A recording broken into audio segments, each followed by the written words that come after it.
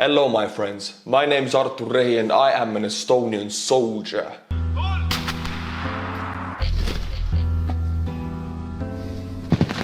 It was really difficult for me.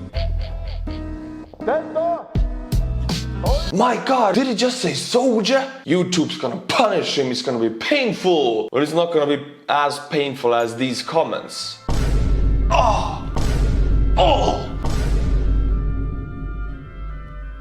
This is YouTuber's life. I haven't done military content for a long time because YouTube really shat on me. The bad news is that my YouTube channel was demonetized. The whole channel, everything. For the good old times, my friends, I'm giving you this military video. Real engineering gives us F-35. You guys want more military content? I have airsoft videos, I even have real weapons videos. Check this out. Hello my friends, my name is Artur Rehi and I am an Estonian YouTuber. This is a Glock pistol. This is Glock 17. Is it a real weapon? Can you tell? No, you cannot. The answer is no, it is not a real weapon. This is Glock 19 and it is a real weapon and it looks identical, weighs the same, only this one kills and the other one doesn't. YouTube kills these videos, that's why you don't know they exist, but they do. Links in the description below if you want military content. The newest fighter plane in the world, the most badass fighter plane in the world, and I'm glad our Nordic brother Finland is buying 60 of them. I feel safer already. And actually F-35s are guarding Estonian airspace. My friends, we do have patrons. YouTube is cutting my head off, but patrons are here to save. They really do save. I'm gonna read them out as Estonian. Raimond Partida. Thank you Raimond for supporting the channel in need. Teo Winter. Thank you Mr. Winter for supporting the Estonian Soldier channel. And finally, Mikael Austin, I really appreciate your help. If you want me to read out your name, if you like my channel, you want to support it, Patron is in the description. Become a tier 10 or above and I'll be reading your name. Thank you. Today, my friends, we actually have a sponsor, Ace Defender. Ace Defender is a high quality SRPG masterpiece, combining turn-based RPG battle with tower defense elements. The game has 40 plus chapters and 48 heroes with deep hero background stories. You can level up, combine heroes and equip gear to make a powerful lineup. Explore dungeons and regions, engage in trials, level up your heroes and collect rare items. Fight against other players within your server or across servers in different arenas. Use 1, 2 or 4x gameplay speeds to speed up or slow down the action. There is a new hero, Brenda the Demon Spear, with the ability to deal massive damage in both PvE and PvP battles, limiting her opponent's damage and recovering health on her own. There is a mysterious new world called Realm of Deities available soon in the game, where you can build your castles, develop technology and train soldiers to conquer the city for endless treasures. On the Realm of Deities map, you can defeat all kinds of monsters and get rewards, fight together with your allies, gain more power for your heroes through the magical research. New users who download the game from the link will get 10 Royal Recruit tickets after completing level 8 chapter 2. You can use the tickets by clicking Sky City to Tavern to recruit 10x. Get Ace Defender through the link in the description below and you will have a lot of fun, my friends. Let's get back to the video. Lock and loaded, let's check out this F-35 plane. Estonian YouTuber Cup, check. Ooh, still hot, check. This year, the F-35 is finally set to close its 27-year development phase and move towards high-volume manufacturing, the culmination of 27 years of design and development from its manufacturer, Lockheed Martin. 27 years they have designed this plane and getting ready to mass produce it. Whoa. A lot of years go into it. And you think, yeah, this comes out, it has the newest tech. Well, yeah, it does, but since 27 years ago. this tech almost existed 27 years ago, because that's when they laid out the plans to build this plane. So when you want the tech of nowadays to go onto the plane, you gotta wait 30 years in the future, I guess. That's how I understand it. American military is way ahead of time. 7 years of development, crossing the finish line in the midst of a political power struggle in America. This is, after all, the most expensive weapon system in the history of humankind. Ooh. Costs have inflated as a result of the American military-industrial complex, where the intertwining of politics, economy, and the military industry encourages companies like Lockheed Martin and Boeing to not vertically integrate their companies, as a means of spreading jobs across America and thereby increase political support for these programs and the politicians that approve them in Congress to win contracts. They're talking about lobbying, right? Something that exists in every government, but mostly in the US it really does. And this F-35, as much as I know, is the lobbying project. I've even made videos about it, how politicians actually have for and against sides to this plane. There are so many points where they wanted to cancel it, but it's not possible because tens of thousands of jobs are connected to making this plane. You cannot cancel this plane, however expensive it gets. That's how I understand it, but I'm Estonian, so feel free to correct me. We could deep dive into these muddied waters of politics, but this channel is about engineering, and the development costs of the F-35 yes, would be astronomical even without these issues. So let's explore the design of this plane and see whether its price tag is really worth it. From the start, the F-35 sought to be the jack of all trades, an air superiority machine to replace the Air Force's F-16s and A-10s, a stealth fighter taking the lessons learned from the beat. I got a question for you. Some of you work in the Air Force. What they want to replace the F-16s. The F-16s are really good planes. Some say they're one of the best planes in the world still, and I think they are. And F-22s. Well, if they replace them, what's going to happen to them?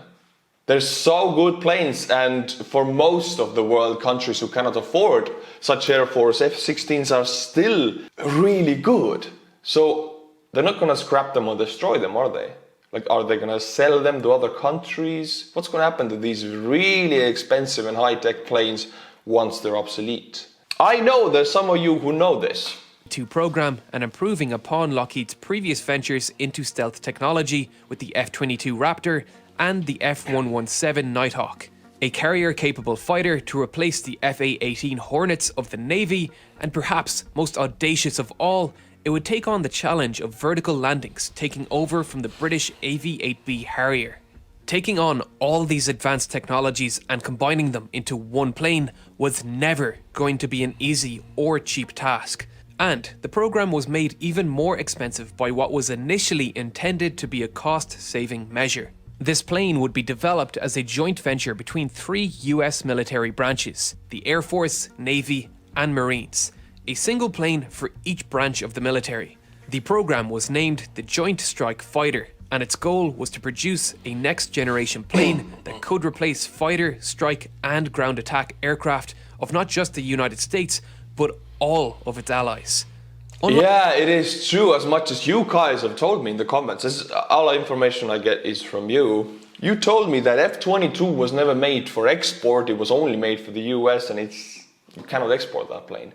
But F-35 is an export product. Yeah, it goes to the US also, and first it goes to the US. But it's also business. They sell it to their allies. And I know Finland is buying 60, and it takes billions of euros to buy them. I'm so glad they do. Also, Danish Air Force has some, and I'm sure many more allies in Europe have these planes.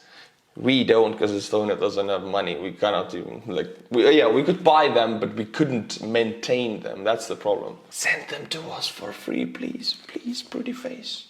Unlike the F-22 Raptor, which is a US Air Force exclusive plane, the F-35 would be commercially available. Yeah. The Joint Strike Fighter program began life as a competition between McDonnell Douglas, Northrop Grumman, Lockheed Martin, and Boeing, with Lockheed and Boeing going on to develop prototype aircraft as finalists in the competition.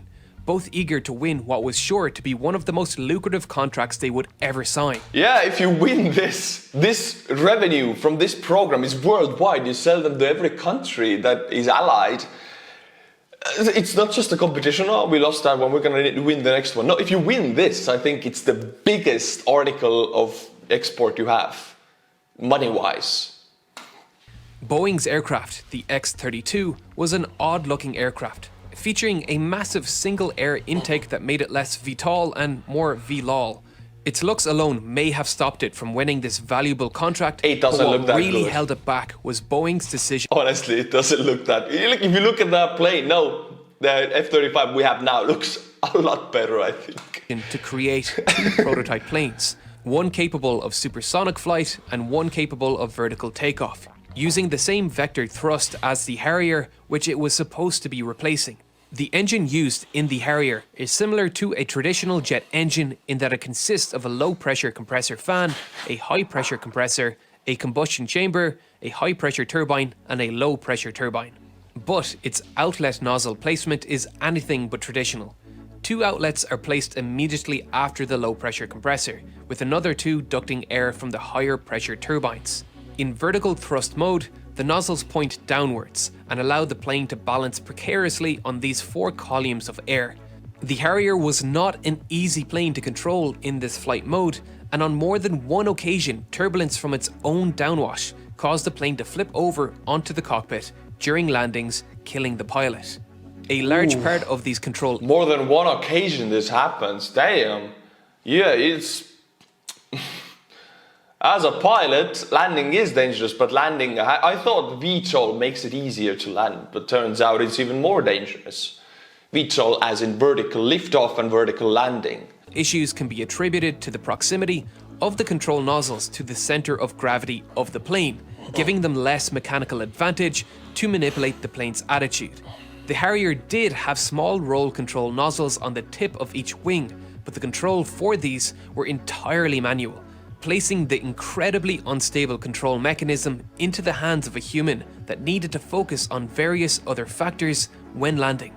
The X-32 used many of the same techniques to achieve vertical thrust, but improved on many of the Harrier's shortcomings. So the X-32 is Boeing's version of the F-35 that didn't win the competition as much as I understand. And it placed its VTOL abilities on Harriet's plane.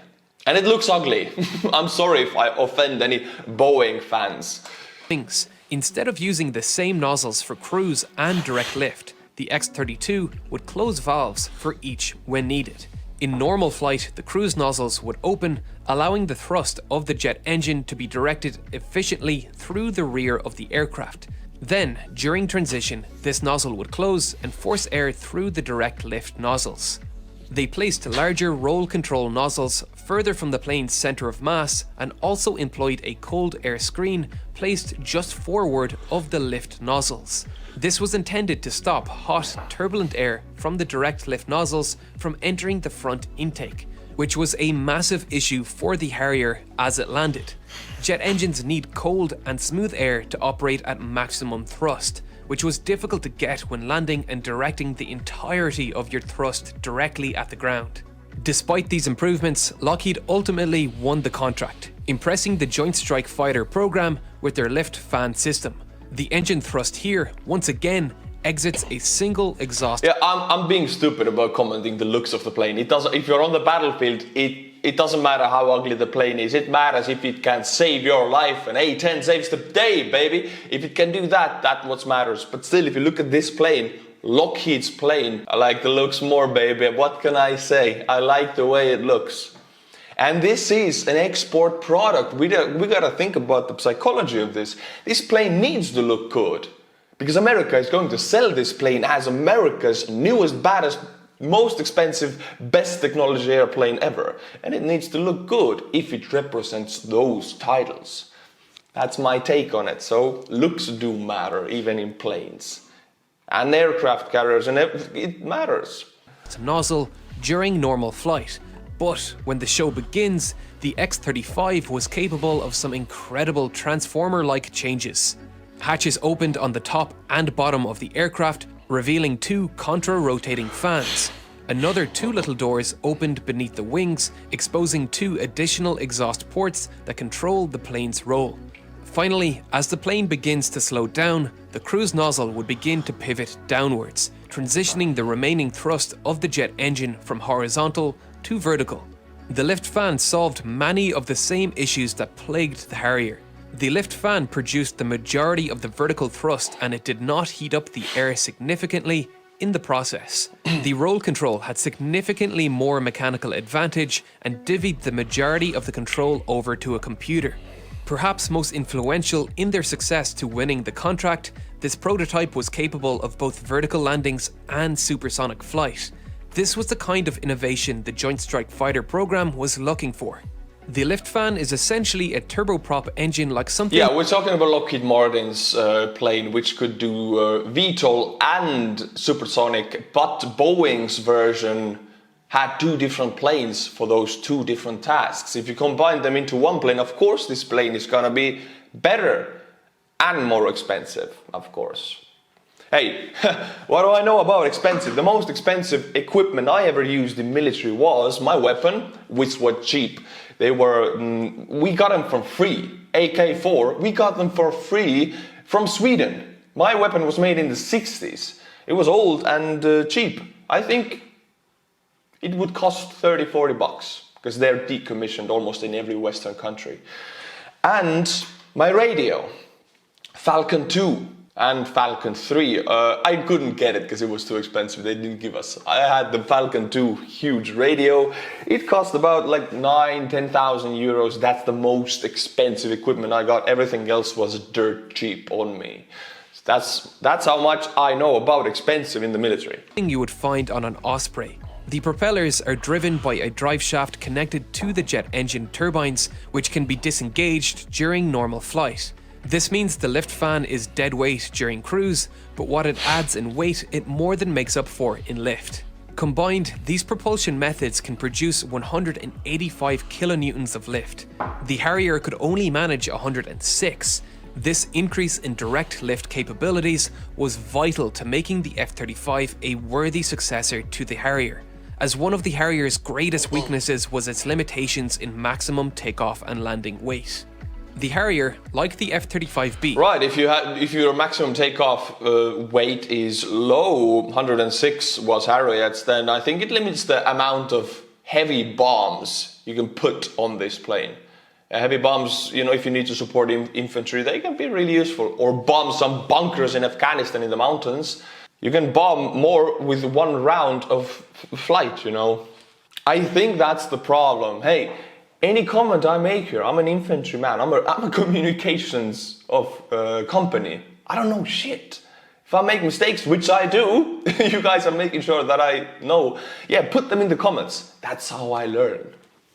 Really do. I don't like to read books, I like to read your comments. Mostly operated in short takeoff and vertical landing mode. The Harrier would point all 4 of its nozzles at about a 45-degree angle, allowing it to produce both horizontal and vertical thrust to take off from shorter runways. This allowed it to take off with considerably more weight than it could land with in a... I'm sorry I paused this much, but the ability to take off from considerably shorter runways also doesn't only apply to F-35, it also makes making aircraft carriers easier for the United States. They don't have to make very huge decks anymore because their planes can do VTOL or take off with very short runways. So aircraft carriers don't have to be that big. If they don't have to be that big, they're gonna be cheaper and more easier to not mass produce, but like produce more of them.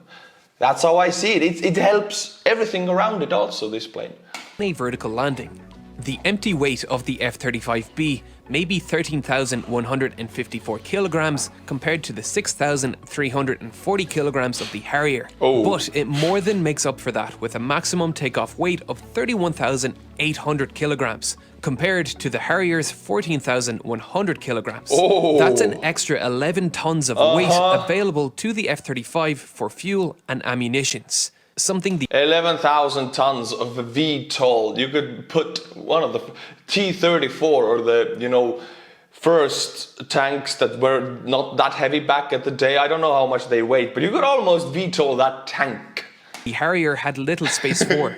So, That would be cool. the F-35 is more than a worthy successor to the Harrier, a plane which fetched about $24 million per unit in 1996, or about $39 million adjusted for inflation. So, incorporating VTOL to the F-35B was just one of many design challenges that pushed the price of the program up. Ironically, despite Boeing's dual prototype entry being a sticking point for the JSF program, the F-35 now comes in 3 variants, each tailored for different branches in the US military. Well, yeah, you have the Marines, you have the Navy and the Army, right? And maybe some for the Space Force, you know, you should make one for the space. It's still a meme.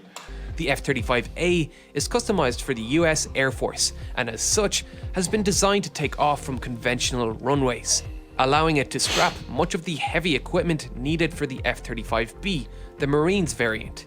The Marines do not operate out of large aircraft carriers like the Navy, and as such, their ships, like the Wasp-class amphibious assault ship, have often been referred to as helicopter carriers, as no plane other than the Harrier or Osprey have been able to use them. This is not the case for the Navy, who have large aircraft carriers at their disposal. The final variant is the F-35C, which has been designed to satisfy the Navy's requirements, having wings that are about 40% larger than either of its sister variants, and its landing gear is much heavier and stronger. Both of these features were included to allow it to land and take off from aircraft carriers without the need for the vertical propulsion like the F-35B.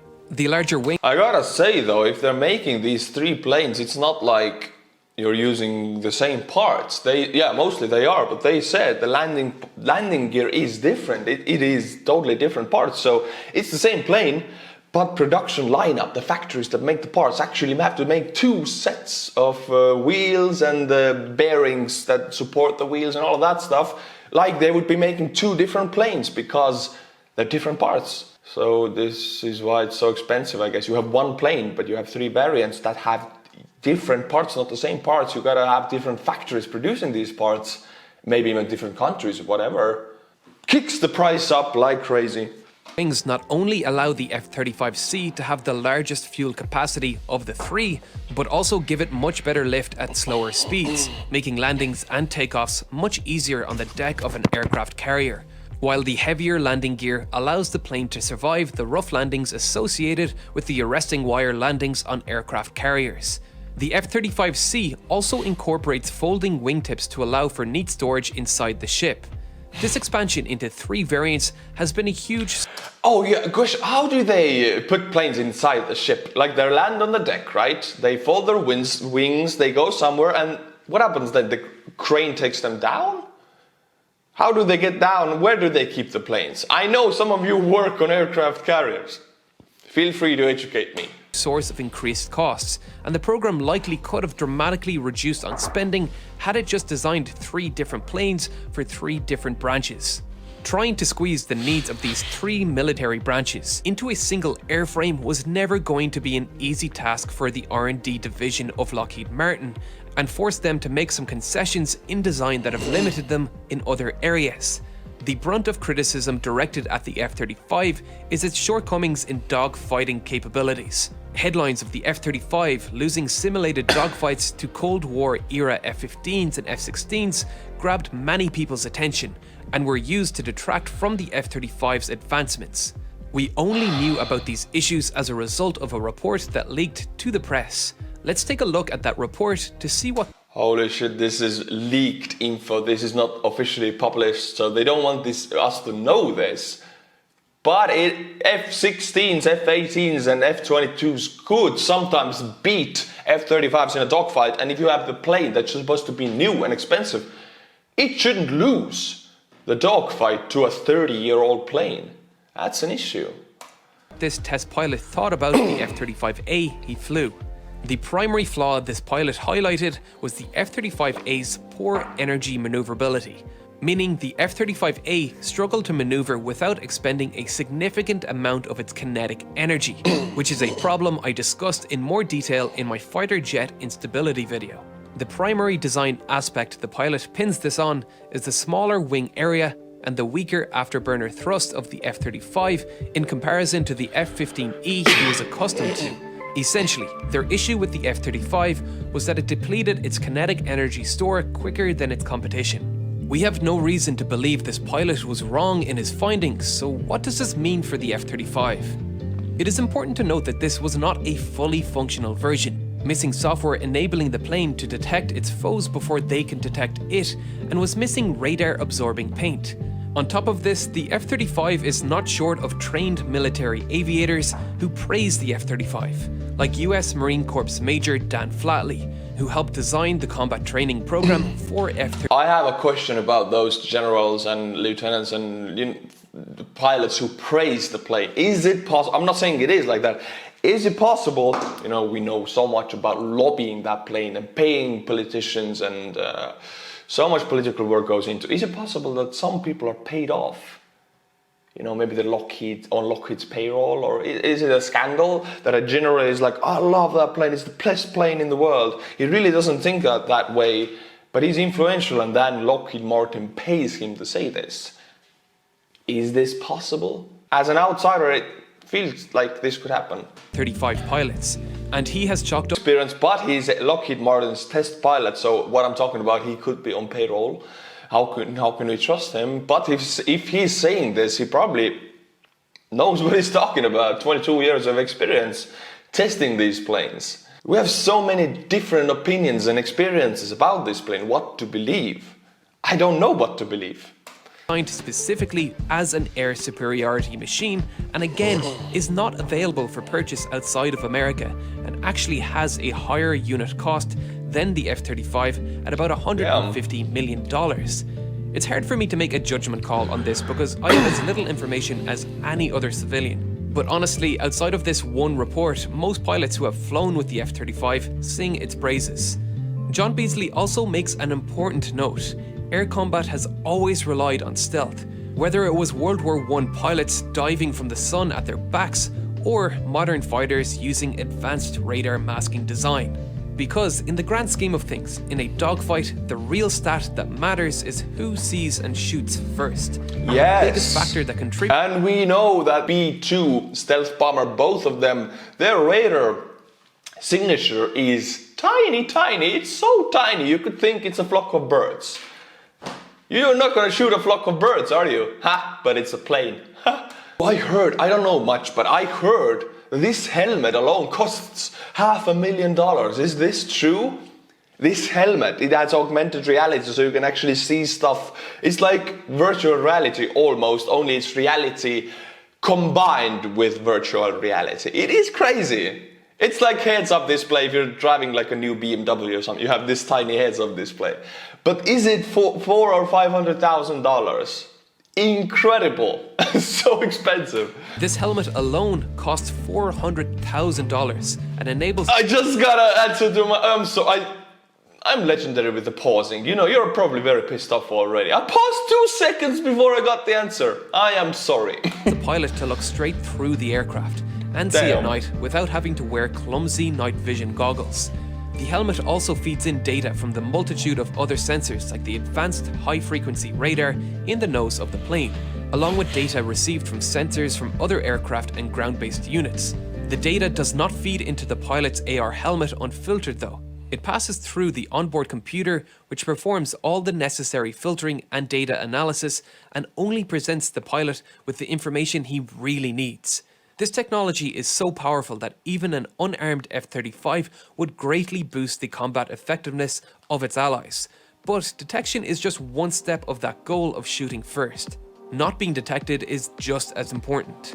Incorporating stealth was just another design challenge and is likely the source of much of the unexpected costs. Let's first clear something up. Despite what you may have otherwise heard, stealth does not render a plane undetectable.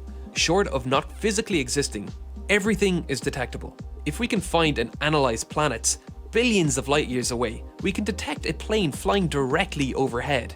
Stealth's purpose is not to make the plane invisible. It serves to complicate and delay the enemy's detection. This is a very good description. I love it. I've done military videos for a year and a half, maybe 2, and I've never heard a description like this. I thought the goal is to make the plane invisible. That's what I thought. But turns out it's not. Thank you for this description, real engineering. Of an aircraft.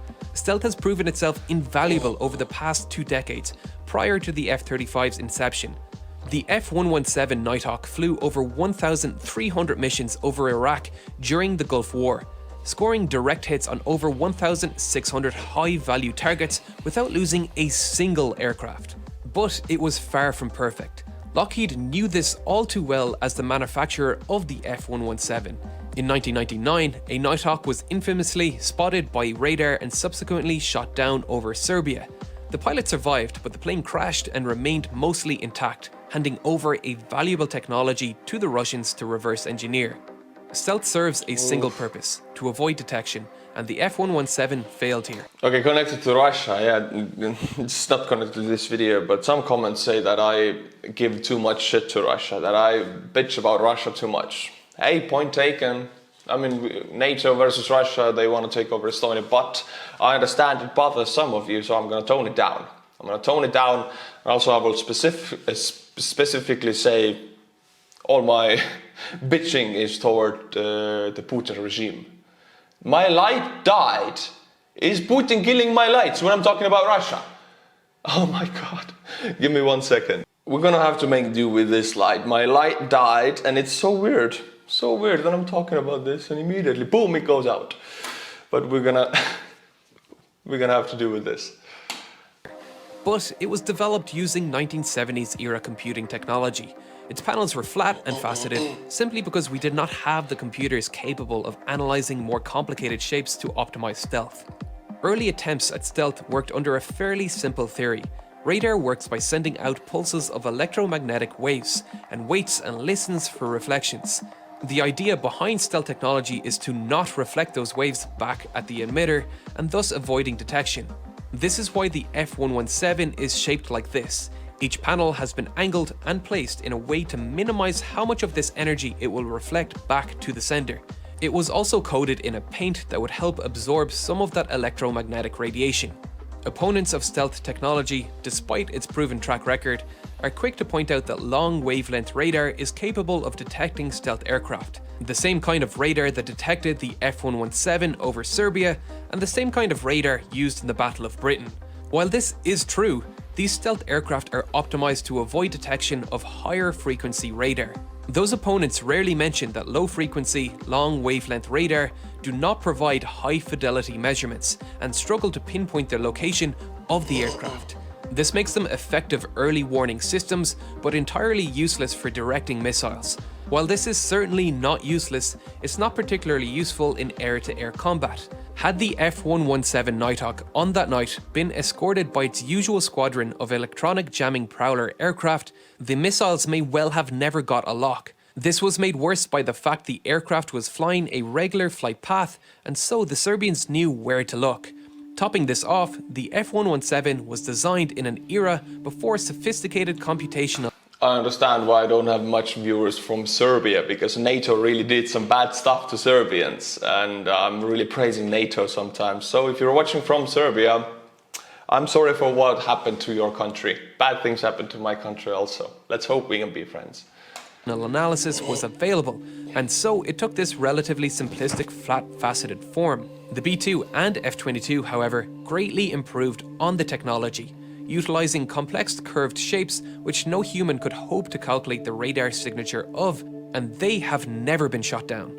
The curves diffused. Oh yeah, I couldn't imagine what you need to detect B-2 bomber. It's supposed to be invisible to radars, and to human eye also, because it flies so high above. You can't really see it. Radio waves in many directions, rather than reflecting it all in one direction, which makes it easier to detect by receivers listening in locations separate to the emitter, a fairly standard practice today. The F-35 uses the same complex curves to avoid detection by these high-frequency radars, and this is likely one of the things driving its development costs up the most. Stealth technology requires precision beyond any other type of manufacturing. This is manageable at small-scale production like that of the B-2 and F-22, which had very small production runs. The F-35... The B-2, like, as much as I remember from those videos, one B-2 bomber, stealth bomber, costs $2 billion. $2 billion. You could get 20, maybe 15 to 20 F-35s for the price of one B-2. But yeah, it's not a mass-produced plane. It's only for the US. That's why it's different. F-35, however, is expected to be a mass-manufactured aircraft that foreign allies with shallower pockets than the US military will be willing to pay for. Creating a manufacturing line that requires this level of precision was never going to be cheap. Panels cannot have gaps between them, they cannot be malformed. A single scratch on the radar-absorbing coating will require an entire repaint of the part. Small manufacturing defects have caused recalls on multiple occasions. Lockheed is only now starting to comfortably roll the plane off the assembly lines, and that is reflected in the lowering price of the aircraft. The latest batch of orders have reduced in cost by 5.4% for the F-35A, 5.7% for the B variant, and 11.1% for the F-35C. The prices have gone down 11% for the F-35C, which is many millions of dollars. It's $10 million, kinda. It has gotten cheaper, $10 million, because it has taken so much time to get all the factories working, and the lineup for making the plane parts has to be smooth and no bottlenecks, you know. So if you get a plane $10 million cheaper, that stonks. Leaving us with a unit cost of $89.2 million for an F-35A, What? $115.5 million for an F-35B, and $107.7 million for an F-35C. I thought I'm gonna hear like 150 million, but that's F-22 Raptor, I guess. Yeah, these are pretty cheap. The F-35A expected to drop by a further 4.7% to $85 million by the end of 2019. This sounds like a shitload of money to the average person like me, but we get a clearer picture of these costs when comparing to other fifth-generation fighters like the F-22 Raptor, which cost $150 million per unit, or even looking at the other aircraft it's going to be replacing. I think it's fair to say that we've established that the F-35 is a worthy successor to all of these planes, which individually come with... Hey, if you want to replace A-10 Warthog, you can replace it, but don't decommission it. Keep it on the battlefield. Marines love that plane. I love that plane. One of my best videos are about that plane. So, yeah, bring the F-35s, but don't throw away the A-10 Warthog, because it saves the day, baby. With their own hefty price tags. But the F-35 manages to combine the capabilities of all these aircraft into a single plane. Yes, the development costs of this plane have been astronomical. That cannot be denied. But much of that money has gone directly back into the American economy. Then, when you consider that the plane is expected to sell up to 4,600 units by the end of its lifetime, nearly identical to the total F-16 sales figures, this will inject more money into the American economy, considering a large sum of these orders will be 4,600 units. Let me do a quick math. Is that 46 billion or 460 million? That's 46 billion, right? Well, it's a lot of money. These numbers are so big they doesn't mean anything from to us anymore. International exports.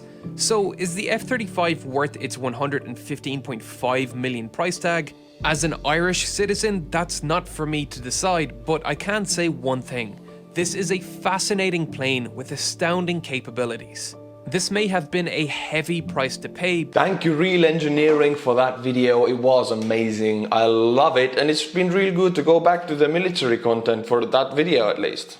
I'll try to reintegrate more military videos, but I also do memes and I also do history videos. I want to do all of these things. I don't want to be a channel doing just one thing, because my personality has many different interests and facets to it. So I want to do all of these things. So please don't unsubscribe if you can. My friends, thank you for watching. Thank you for being a patron and supporting my channel. It really means a lot to me. And as always, until my next video, stay cool, my friends, and bye-bye.